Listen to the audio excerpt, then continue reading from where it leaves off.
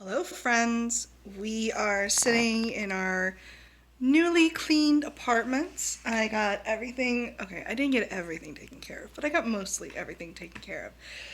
Really happy to have this back and going. I feel like myself again, which is great. Today the original plan was to do a apartment tour so you could see kind of what my place looks like, but I'm just not in the mood. I'm not in the mood to film it. Like, I was gonna dress up for you guys and everything, but it's not gonna happen today. Instead, we're going to do a little cooking video. I'm gonna make a big batch of soup to have over the next few days, so I thought that might be entertaining for you guys to see. So first off, story time regarding this soup. It's sort of a popular thing now to have like copycat recipes of popular restaurant dishes online. But back before the internet was a thing, and back before those type of recipes were definitely a thing, my mother ate in excess the Zuppa Toscana soup from Olive Garden. She absolutely loved that soup, and she wanted to know how to make it in real life or make it for herself. Again, there was no it was no recipe vlogs, so, or recipe blogs or anything like that. So what happened is that she had spoken to this about my great aunt Joyce, who was my dad's aunt, that she's like, I really want to do this. And Joyce was a very good cook, so Joyce said, let me go to the restaurant and see if I can figure it out. So she did, and she did. So for my childhood, I had Zuppa Toscana soup all the time at home because my Aunt Joyce had figured out how to make it. And I can tell you for sure that this is something that I really enjoy making as an adult. And I think the recipe I did eventually get online because my mom's specific recipe is like lost to time. But it's probably close enough. And the thing that I like about making it yourself, I mean, because I'll go to the restaurant and eat it, of course, whenever I go, I'll get that. But the fun thing about making it in the restaurant or making it at home is that you can add things that you do and don't like. So for me, I'm adding a lot more onion than it calls for. I'm adding a lot more garlic. I'm leaving out the kale, not because I don't like the kale. I do like the kale. But when you're reheating the soup, the kale usually doesn't reheat well. So I do leave out the kale when I make it at home. So let's head on over to the stove so I can get this started.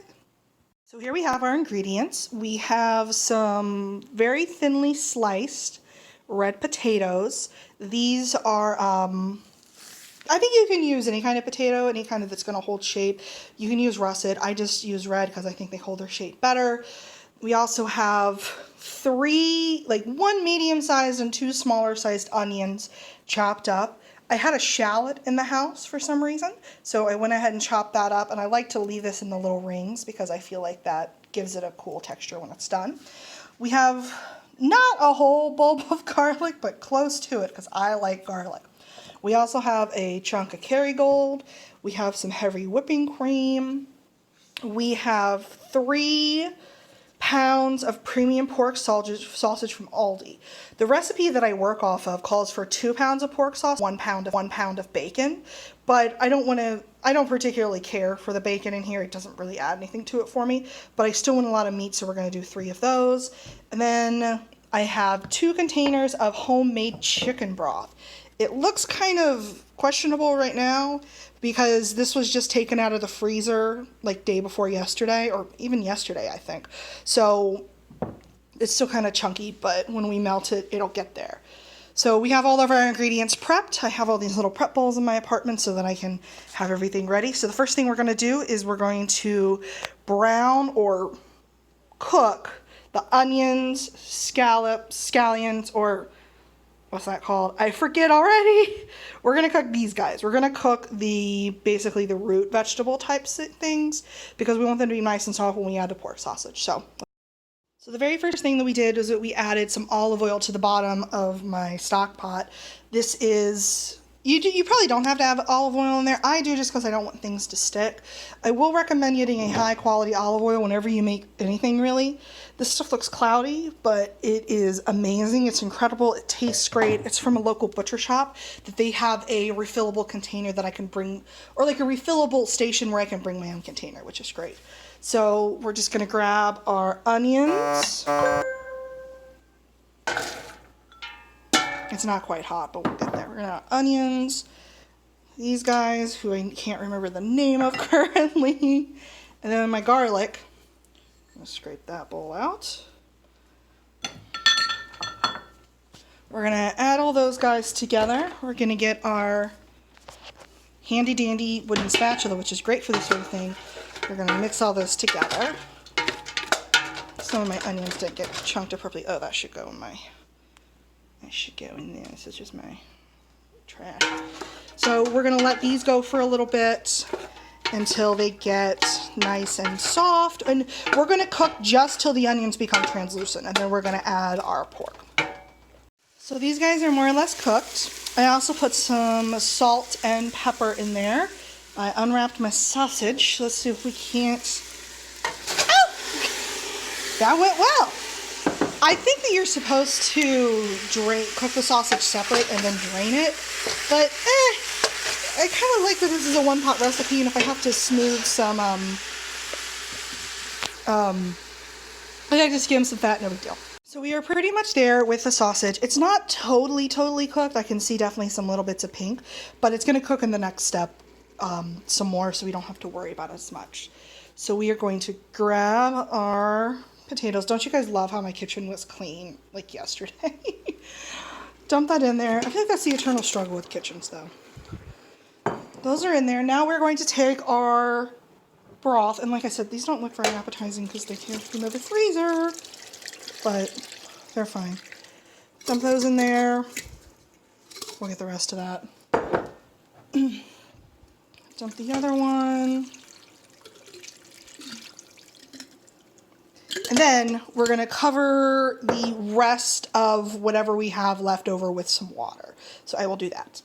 Okay, that is done. I had to just fill up both of these, or two of these, which was one of the containers I had the broth in. I had to fill that up twice with hot water, and I filled it up. I also put in some big flake salt, some seasoned salt, some Old Bay, and some more pepper, because definitely at this point in time you can kind of get an idea of what it's going to taste like. Again, this is just sort of in the broth stage, so we've still got a little bit of time. We got a long way to go. The next step is to let this come to a boil. We're gonna let it come to a boil, then reduce it to a simmer, and we're gonna keep it there until the potatoes cook. So while this is boiling, well, simmering, I guess I turned it down. I should probably turn it a little bit more. That's going. We're letting it do its thing. I went ahead and made something else. This is one of my favorite things to make at Christmas time. It's called reindeer crack. Not a very tasteful name, I admit, but what it is I think the original recipe calls it for Bugles, corn chips, M&Ms, excuse me, Bugles, corn chips, M&Ms, pretzels, and something else. This is the third year I've made this, and after much research and feedback from the people who are eating it, basically I just use Bugles, corn chips, and M&Ms. And it's all covered in white chocolate. I made it in this big lidded container that I have. It's kind of soupy right now because the chocolate is hot, so we're going to wait for it to cool down, then we're going to put it in baggies for Christmas Day. Okay, so the boiling process is done. I have skimmed most of the fat. We lost some broth, but that's okay. So the next step we're going to do is we're going to get our heavy whipping cream. We're going to pour it in. We're not going to pour all this in. We're actually going to turn our heat pretty down low because we don't want to scorch the cream. So we're going to pour half-ish in. I usually get like the little containers, but I got the big one because it was cheaper. So we stir and we see that beautiful cream coming through. Also, it's sort of easier to see the fat now. If we do want to go in and further skim that, we can. I think we're just going to go ahead and put in a little bit more. Fuck it, let's just do the whole thing. Because why not? I mean, it's alright. There's like 1 billion calories in here, but that's okay. We're just going to make it extra rich and decadent. Like, look at that.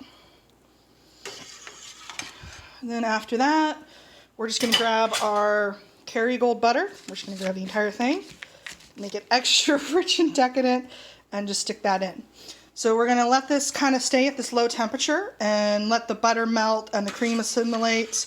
Probably skim some more fat, and then we are gonna be ready to eat. And here we have it, the final product, ignoring this wine that I left in the freezer too long. But this is a soup, and I just make sure that I have lots of liquid and lots of solids in there. It's gonna be very tasty.